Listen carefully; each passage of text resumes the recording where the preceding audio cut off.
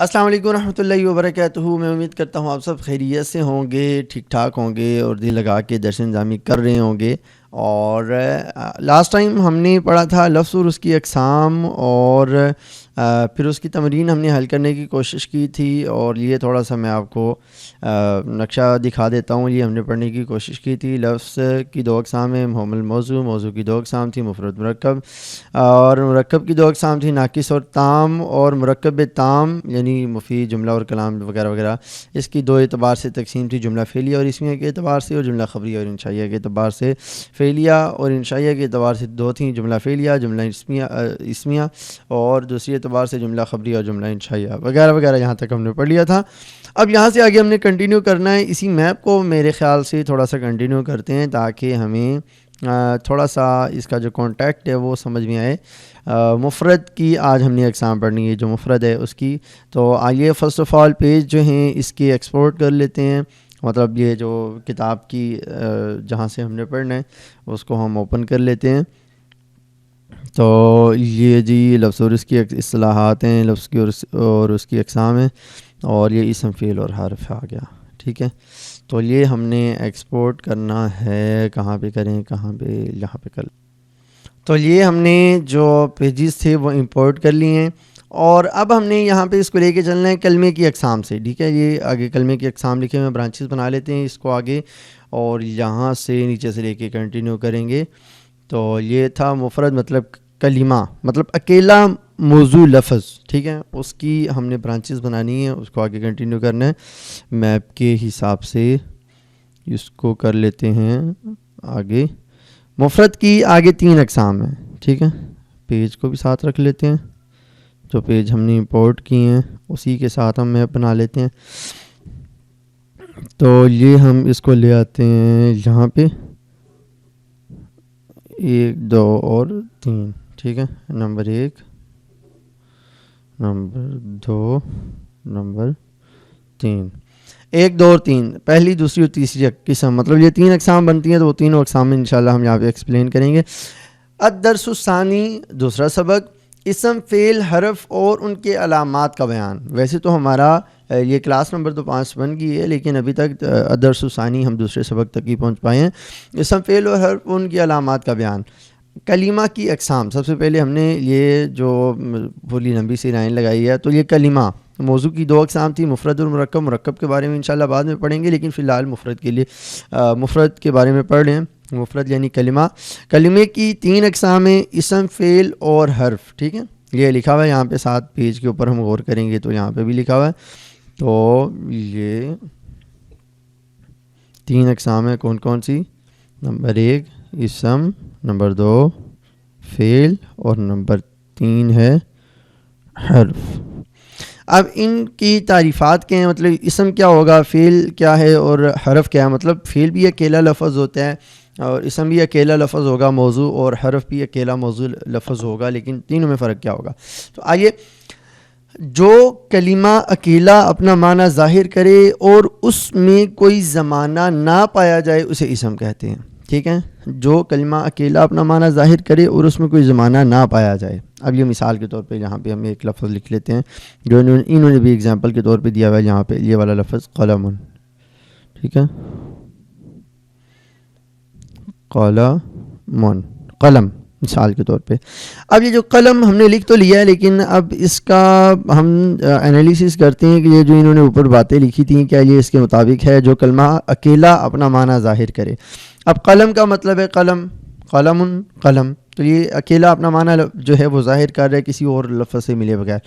تو دوسری بات انہوں نے بتائی تھی اس میں کوئی زمانہ نہ پایا جائے, تو ڈیفینیٹلی قلم بولا تو اس میں نہ ماضی پایا جا رہا ہے, نہ حال پایا جا رہا ہے, نہ مستقبل پایا جا رہا ہے. زمانوں میں سے کوئی بھی زمانہ اس میں نہیں پایا جا رہا, لہٰذا یہ اسم کہلائے گا. تو آگے کہا جو کلمہ اکیلا اپنا معنی ظاہر کرے اور اس میں کوئی زمانہ بھی پایا جائے اسے فعل کہتے ہیں. اب مثال انہوں نے دی ہے سارا, ہو گیا. چلیں تھوڑی سی جو ہے سارا سیر والا, سیر کے معنی میں یہ یوں کرتے ہیں, سین الف زبر سا را زبر را, سارا یسیرو. سارا چلا, یسیرو چلتا ہے یا چلے گا، مطلب یہ مضارع کا صیغہ ہے اور یہ ماضی کا صیغہ ہے. ٹھیک ہے، یسیرو، سارا یسیرو، تو اس کا مطلب ہے چلنا. اب سارا کا مطلب ہے ماضی میں چلا، ٹھیک ہے، اور یسیرو کا مطلب ہے مستقبل میں چلے گا. ٹھیک ہے، مستقبل میں چلتا ہے یا حال میں چلتا ہے یا مستقبل میں چلے گا وغیرہ وغیرہ. اب یہ جو سارا کا لفظ ہے نا، یہ اپنی معنی پر بذات خود کسی اور لفظ سے ملے بغیر دلالت بھی کر رہے ہیں. اب سارا ایک لفظ ہے، یسیرو دوسرا لفظ ہے. ٹھیک ہے، سارا کا الگ سے معنی ہے، یسیرو کا الگ سے معنی ہے. سارا، یہ دو ایگزامپل لکھی ہوئی انہوں نے، تو یہ درمیان میں کوما جو ہے وہ آپ کو نظر آ رہا ہوگا. مطلب یہ کہنے کا مطلب یہ ہے کہ یہ دو مثالیں ایک نہیں ہیں. تو سارا مطلب کہ چلا وہ ماضی کے اندر. اب اس کا اپنا معنی بھی موجود ہے بذات خود کسی اور لفظ سے ملے بغیر، اور اس میں زمانہ بھی پایا جا رہا ہے، ماضی کا زمانہ پایا جائے، گزرے ہوئے زمانے کے اندر وہ چلا. ٹھیک ہے، اور یسیرو چلتا ہے یا چلے گا، ابھی اس زمانے میں چل رہا ہے یا پھر آنے والے زمانے میں وہ چلے گا، واکنگ کرے گا وغیرہ وغیرہ. تو ماضی یا مستقبل میں چلا وغیرہ، اس میں دیکھیں فعل بھی پایا جا رہا ہے اور اپنے معنی پر بذات خود مستقلاً کسی اور لفظ سے ملے بغیر دلالت بھی پائی جا رہی ہے. آگے کلمہ، حرف کیا ہوتا ہے؟ وہ کلمہ جو اکیلا اپنا معنی ظاہر نہ کرے اسے حرف کہتے ہیں. مطلب اس میں زمانہ بھی نہ پایا جائے اور اپنا معنی بھی بذات خود ظاہر نہ کرے. مثال کے طور پہ انہوں نے دو مثالیں لکھی ہیں، من اور الہ. ٹھیک ہے، من اور الہ. من کا مطلب ہے سے اور الہ کا مطلب ہے تک. سے تک. اب سے ہم کچھ کہتے ہیں، یہ ہیلپنگ ورب تو ہے، مثال کے طور پہ یہ جملے میں کام تو آتا ہے، لیکن بذات خود مستقل اس کا اپنا کوئی معنی نہیں ہے. ٹھیک ہے، سے کریں، من سے، اب سے کیا سے، ٹھیک ہے، تو کسی سے کسی تک ہوگا. ٹھیک ہے، لیکن یہ سے اور تک کا اپنا بذات خود مستقلاً دلالت موجود نہیں ہے. معنی پر دلالت کر رہے ہیں، موضوع لفظ ہے، ٹھیک ہے، لیکن مستقلاً کوئی اس طرح مستقل دلالت ہوتی ہے وہ نہیں ہے. اور ان میں زمانہ بھی نہیں پایا جاتا سے، نہ اس میں ماضی پایا جا رہا ہے، نہ حال نہ مستقبل تک اسی طرح.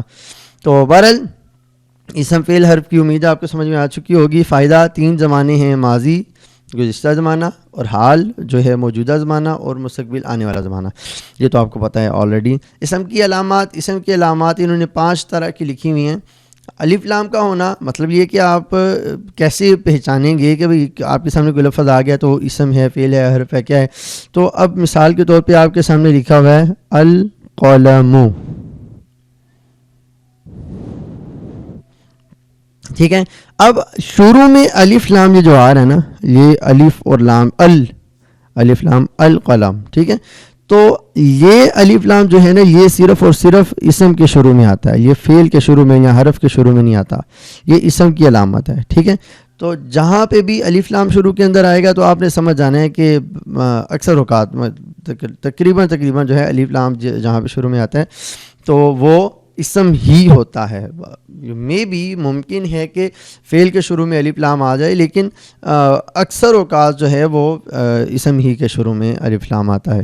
مطلب یہ کہ آپ ایک علامت کے طور پہ یاد رکھیں بات، آپ آنکھیں بند کر کے کہہ سکتے ہیں کہ بھئی الف لام آ گیا تو یہ اسم ہی ہے. ٹھیک ہے، اسم کی علامات میں سے ہے. نمبر 1 اسم کی علامات میں سے یہ ہے. اور نمبر 2 پہ اسم کی علامات حرف جر کا ہونا. مطلب حرف جر وہ انشاءاللہ پڑھیں گے آگے چل کے، 17 حروف ہیں. ٹھیک ہے، حروف جارہ انہیں کہتے ہیں، باؤ تاؤ کاف لام واو منظم خلا ربا حاشا من اضافین علی حتی الی.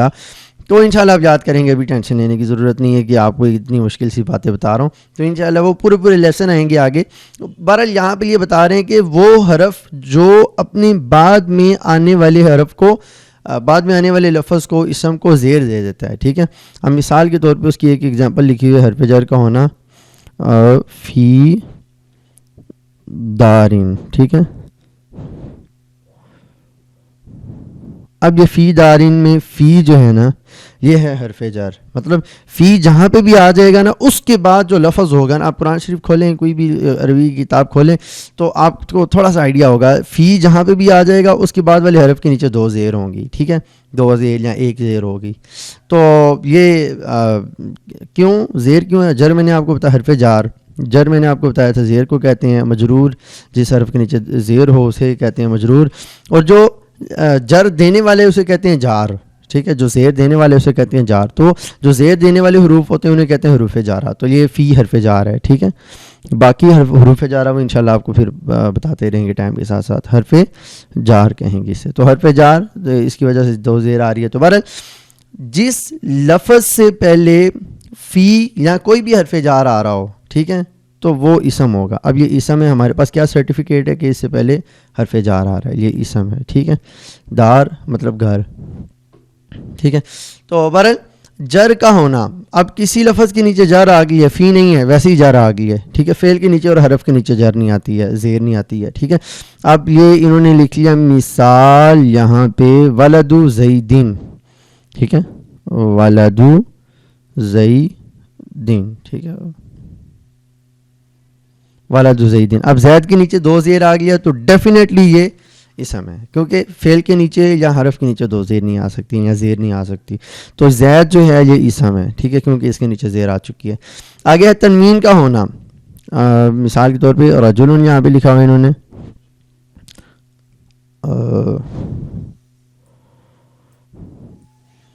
یہ دیکھیں مثال کے طور پہ انہوں نے لکھا ہے یہاں پہ رجلن.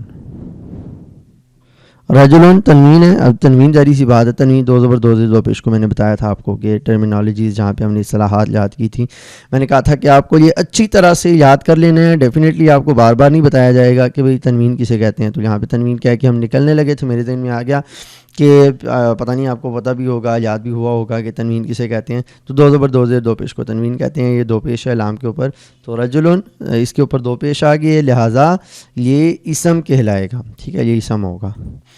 تو آگے چلیں تو یہ ہے گولتا کا ہونا, مطلب آخر میں اگر گولتا آ جاتی ہے تو بھی وہ اسم ہوگا. کرا ساتن, ٹھیک ہے. اب یہ گولتا آ گیا نا یہاں پہ, یہ گولتا. اب یہ دیکھیں آخر میں آ گئی ہے گولتا, ٹھیک ہے. تو گولتا یہ بھی اسم کی علامت ہے, مطلب فعل کے آخر پہ یا حرف کے آخر میں گولتا نہیں آتی ہوتی ہے. تو بہرحال آگے تنبیہ لکھی ہوئی ہے کہ ہم نے دو علامات پڑھی ہیں کہ تنوین ہونا بھی, یہ مثال کے طور پہ تنوین ہونا بھی اسم کی علامت ہے اور الف لام ہونا بھی اسم کی علامت ہے, لیکن یہ دونوں ایک ٹائم میں نہیں آ سکتی. اب یہ دیکھیں الف لام الرجل کے شروع میں الف لام نہیں ہے, آخر میں تنوین ہے. اب القلم کے شروع میں الف لام ہے لیکن آخر میں تنوین نہیں ہے. یہ نہیں ہو سکتا کہ شروع میں مثال کے طور پہ الف لام بھی آ رہا ہو الرجل کے اور آخر میں تنوین بھی آ رہی ہو الرجلن, ٹھیک ہے. اب یہ القلم کے شروع میں اگر الف لام آیا ہوا ہے تو اس کے آخر میں تنوین بھی آئے, ایسا نہیں ہو سکتا, ٹھیک ہے. ایک چیز آئے گی, یا پھر القلم ہوگا, ٹھیک ہے, یا پھر قلم ہوگا. الف لام یا تنوین میں سے کوئی ایک چیز آئے گی. اگر شروع میں الف لام آ گئے تو آخر میں تنوین نہیں آئے گی, اور اگر آخر میں تنوین آ گئی ہے تو شروع میں الف لام نہیں آئے گا. تو دونوں میں سے ایک بات ہوگی, کیونکہ الف لام ہوتا ہے معرفہ کے لیے اور تنوین ہوتی ہے نکرہ کے لیے, ٹھیک ہے. ایک ہی وقت میں ہم اسے ایک چیز کو نکرہ بھی کہہ رہے ہوں معرفہ بھی کہہ رہے ہوں تو ایسا نہیں ہو سکتا.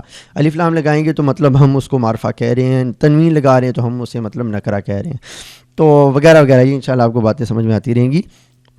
آگے یہ تنبیہ میں یہی لکھا ہوا الف لام اور تنوین ایک وقت میں ایک اسم میں جمع نہیں ہو سکتے. فعل کی علامات ایک تا تین علامات پہلے انہوں نے بیان کی ہیں. وہ تین علامات کون کون سی ہیں؟ قد سین یا سوفہ کا ہونا, ٹھیک ہے. مطلب وہ لفظ جو ہے جس کو ہم کہنا چاہ رہے ہیں فعل, ٹھیک ہے. تو ہم دیکھ رہے ہیں علامات, اس میں اسم کی علامات پائی جا رہی ہیں, فعل کی یا حرف کی علامات پائی جا رہی ہیں. تو ہم اس حرف سے پہلے ہم دیکھیں گے قد یا پھر سین یا پھر سوفہ, نمبر 1 2 اور 3. مطلب قد سین سوفہ نہ ہو اس سے پہلے, اگر ہوگا تو وہ فعل ہوگا, ٹھیک ہے. مثال کے طور پہ قد آ گیا شروع میں اور اس خالی جگہ کو ہم پر کرتے ہیں سمع, ٹھیک ہے. اسی طرح قد آ گیا شروع میں, سین آ گیا تو سین کی مثال سیعلم, ٹھیک ہے, یعلم. اب سین کو صرف پیچھے ملا لیں گے تو سیعلم ہو جائے گا, ٹھیک ہے. اور آگے دیکھیں گے تو سوف یعلمون, ٹھیک ہے, سوف یعلمون, ٹھیک ہے. اب یہ ہو گیا سوف یعلمون. اب قد سین سوفہ شروع میں آگے ہے 4 5 6 7, ٹھیک ہے. یہ بھی لکھ لیتے ہیں, یہیں پہ لکھ لیتے ہیں اس کو. 4 5 6 7. ٹھیک ہے, 4 5 6 7 کون کون سی ہیں؟ ماضی, مضارع, امر یا نہیں ہونا. ٹھیک ہے, ماضی, مضارع, امر, نہیں. ٹھیک ہے, اب ماضی مضارع امر نہیں ہم نے لکھ تو دیا. اب اس کی مثالیں جو ہیں, ماضی ذہبہ. ٹھیک ہے, ذہبہ گیا, وہ ایک مرد ماضی میں گیا. ٹھیک ہے, آگے ہے مضارع یذہب.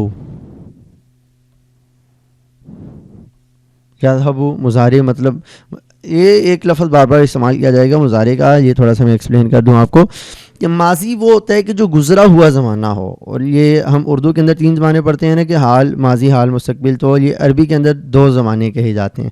ہوتے 3 ہی ہیں لیکن بولنے میں 2 آتے ہیں. سیغے جو ہیں الفاظ 2 کے لیے استعمال ہوتے ہیں. مطلب ایک ہوتا ہے ماضی, ایک ہوتا ہے مضارع. مضارع کے اندر حال اور مستقبل دونوں آ جاتے ہیں. مطلب مضارع کا لفظ جو استعمال کیا جاتا ہے تو وہ مضارع کا لفظ بولنے والے کی نیت پہ ڈیپینڈ کرتا ہے کہ وہ حال کے لیے استعمال کر رہا ہے یا مستقبل کے لیے استعمال کر رہا ہے. تو وہ حال کے لیے بھی استعمال ہو سکتا ہے, مستقبل کے لیے بھی استعمال ہو سکتا ہے.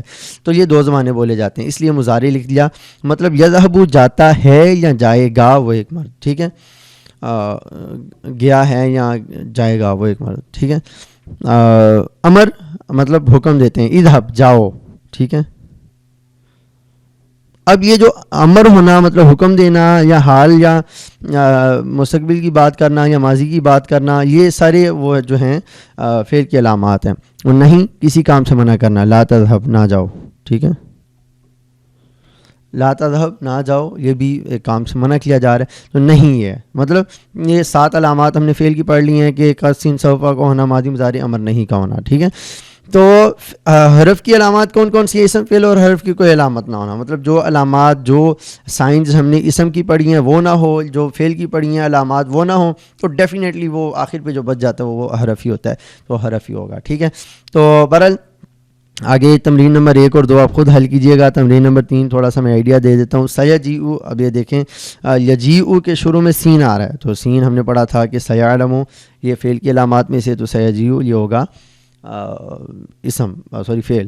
اب یہ کافرون آگے آ رہا ہے, کافرون کے آخر میں تنوین ہے, 2 پیش ہے, تو ڈیفینیٹلی تنوین ہونا یہ اسم کی علامت میں سے ہے, تو ہم نے اس کو اسم کہہ دینا. ٹھیک ہے, النار الف لام آ گیا تو ڈیفینیٹلی اسم ہے. فی, اب یہاں پہ اسم فعل حرف کی, اسم اور فعل کی کوئی علامت نہیں ہے تو یہ حرف ہوگا. قد سرقا, تو یہاں پہ قد آ گیا. ٹھیک ہے, آگے اخن, اس میں تنوین آ رہی ہے, ڈیفینیٹلی اسم ہے. لا تکذب نہیں ہے کیونکہ اس میں منع کیا جا رہا ہے, جھوٹ نہ بولو. علا, اس میں اسم اور فعل کی کوئی علامت نہیں ہے. قالا, یہ فعل ہے, اس میں ماضی کی بات ہو رہی ہے کہ ماضی میں کہا اسے ایک مرد نے. ٹھیک ہے, تو ماضی کی بات ہو رہی ہے تو ماضی ہونا یہ بھی فعل کی علامت ہے. تو وغیرہ وغیرہ یہاں سے آخر تک آپ مشق کو حل کر لیجئے. تو امید ہے آج کا سبق آپ کو اچھے سے سمجھ آ چکا ہوگا. کوئی بات ایسی ہو جو آپ کو سمجھ میں نہ آئی ہو, میں نے اپنی طرف سے کوشش کی ہے کہ اچھے سے اچھا ایکسپلین کیا جائے, لیکن پھر بھی آپ سمجھتے ہیں کہ کوئی بات ایسی رہ گئی ہے کہ جو سمجھ میں نہیں آ رہی, یہاں بگنر کے لیے تھوڑا مشکل ہو سکتی ہے, تو میں نے تو اپنے حساب سے ایکسپلین کر دیا, لیکن آپ بگنر ہیں, آپ کو پتہ ہے کیا یہ مجھے سمجھنے میں تھوڑی سی دقت ہو رہی ہے, مشکل ہو رہی ہے, تو آپ کمنٹ میں مجھے بتائیے, انشاءاللہ اس کو میں مزید ایکسپلین کر دوں گا. اب انشاءاللہ آپ سے اگلی ویڈیو میں ملاقات ہوگی, تب تک کے لیے اپنا بہت سارا خیال رکھیے گا. جزاک اللہ خیرہ. السلام علیکم ورحمۃ اللہ وبرکاتہ.